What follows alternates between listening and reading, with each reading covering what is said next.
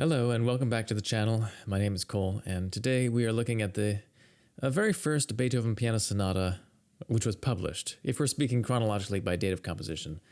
This sonata, although it was his Opus 49, it actually preceded his Opus 2 sonatas. It was probably written around 1795 and may have been pedagogical in nature, perhaps intended for a pupil or something like that.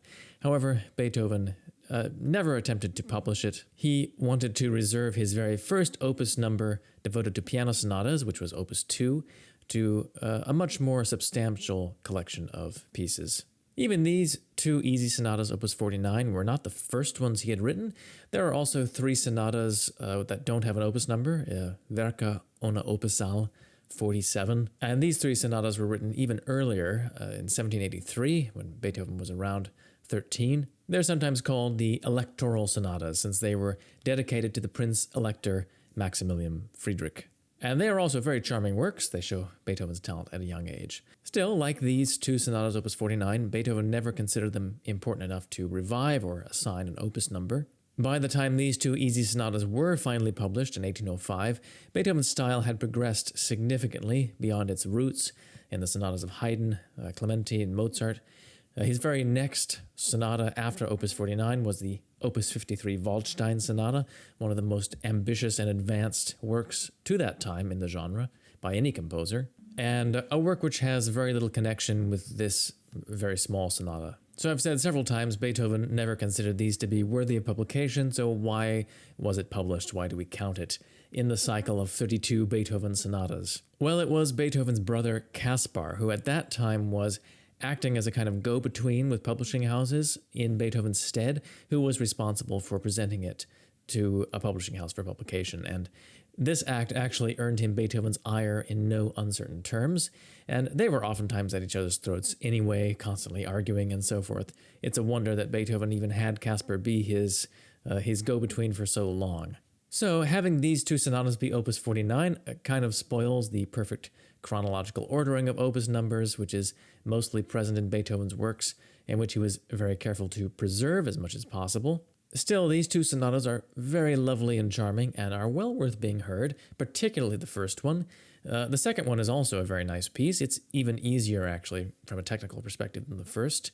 And it's a great introduction to Beethoven sonatas for the kind of early intermediate pianist. But this first one, in G minor, has a very dear place in my heart.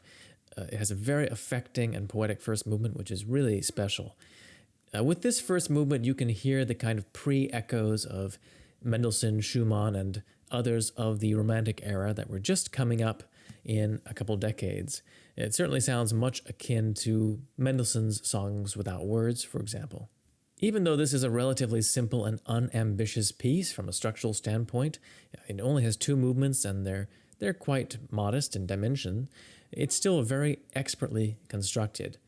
Beethoven never wrote anything that he didn't put a lot of effort into making as beautifully constructed as possible. And even at this early point, Beethoven was already making a point of connecting the two movements together intimately from a motivic standpoint, and of building his construction from a single opening idea. And both of these techniques were hallmarks of the Viennese classical school, but Beethoven particularly inherited this from Haydn. Both Haydn and Beethoven took this idea to an unprecedented level of thoroughness in their works compared to their near contemporaries. The first movement is almost completely constructed on ideas relating to a turn or a trill. So the opening theme features a kind of trill-like pattern.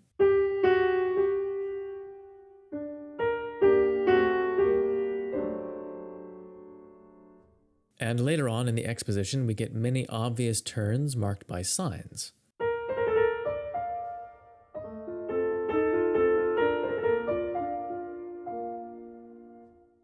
But even beyond these obvious ones, there are turn-like ideas embedded in the melodic material. So figures kind of like these that I'm showing you here, I mean, all a turn really is a double neighbor figure, which means that there's a note above a main note and a note below a main note, and we're alternating between them. So it is a kind of expansion of a trill, or a combination of a trill and a mordent. A trill only features the main note and the note immediately above. So you'll see right away there are many motives that circle around back to a main note or include some kind of double neighbor figure similar to a turn, both in the accompaniment and in the melody.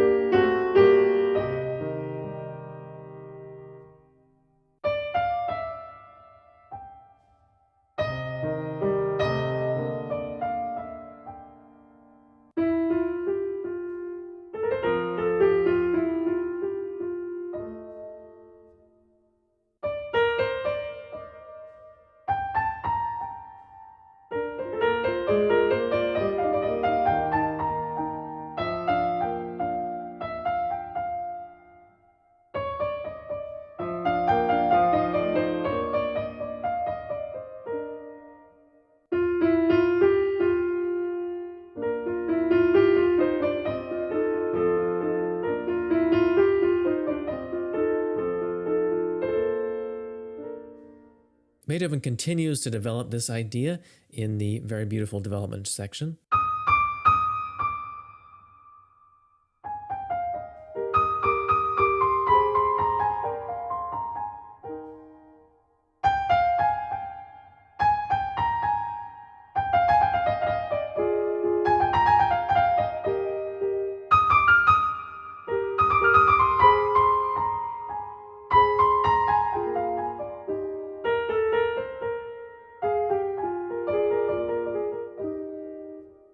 Towards the end of the development, you'll hear something a little different. The little trill motive from the very opening actually is sped up and separated from the other notes of the theme.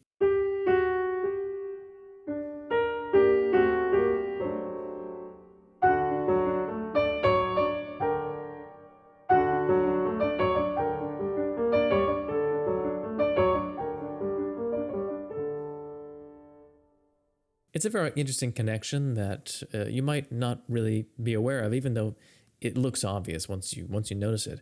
But it creates a very interesting and pensive sound. In the recap section, Beethoven uses some strikingly proto-romantic piano writing. It's only on a small scale, but still very telling. When the first theme repeats, he places the melody in the left hand instead of the right hand and puts an accompanying figuration in the right hand. And this is somehow very reminiscent of the textures that you find in romantic character pieces. Not extremely typical of classical style piano writing, actually.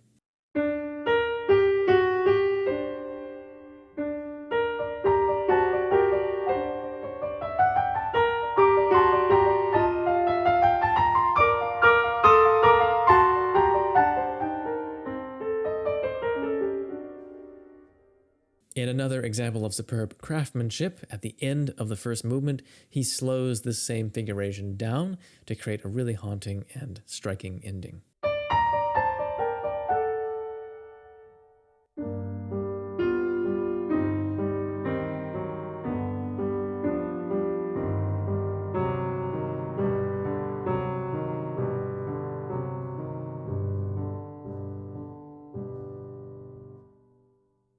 The second movement is a very great contrast. It's a cheerful, animated rondo in G major.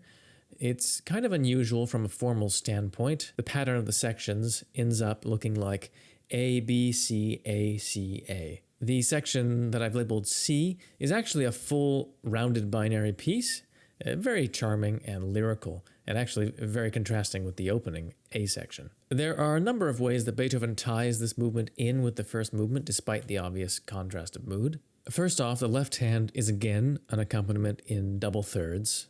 Then, once again, once we get to the second idea, the left hand transitions into being an Alberti bass kind of figure.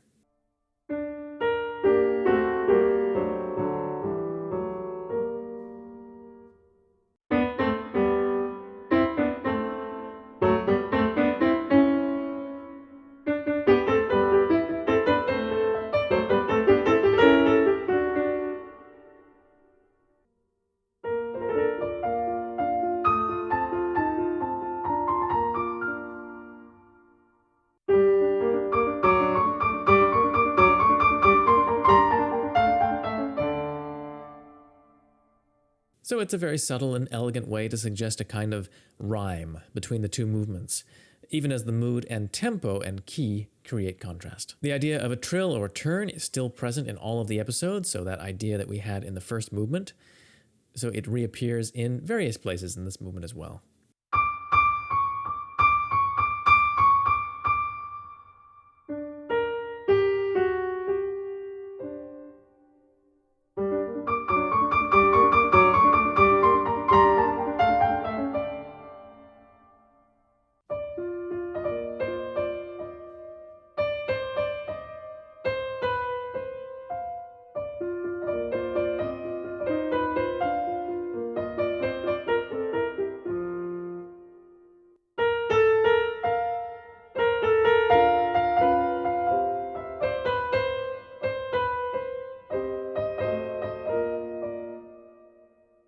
There's also a simple repeated note idea which is found in all of the themes in this movement.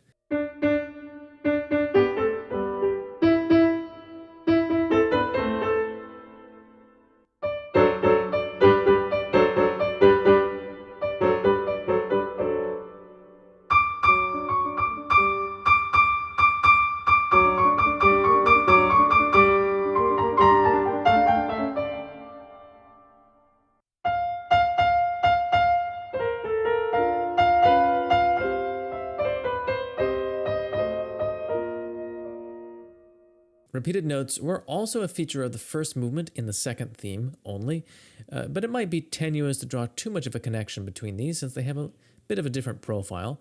In the first movement, it's 4 notes, and it's always groups of 2 in the last movement. It is possible that Beethoven meant this as a connecting force as well, although it's less obvious to my ear than the kind of trill or turn idea. Then there's also a brief coda at the end with a fermata, and here I like to add a little surprise improv. I think it isn't out of character. See what you think when we get there in the full performance. It's definitely optional, but it always seems like these are great opportunities to just kind of be a little bit creative. So thank you very much. Please enjoy the complete performance coming up, and please consider supporting the channel as well. Of course, you can do that just by clicking the like button and the subscribe button here on YouTube. But another way to support the channel financially is at www.patreon.com/independent pianist. You can sign up to make monthly pledges that will really help me to continue this project in the long term. Also, if you want to book me for a performance, you can contact me at cole@independentpianist.com. I love to give solo recitals with a little bit of a lecture component. I kind of like to talk to the audience and explain a lot of the things about the music that I'm playing. I also teach some students online, so if you're ambitious and you really want to take your playing to the next level, feel free to contact me at that same email, cole@independentpianist.com. So once again, please enjoy the complete performance of Beethoven's Opus 49 No. 1, and until next week, please take care and keep practicing.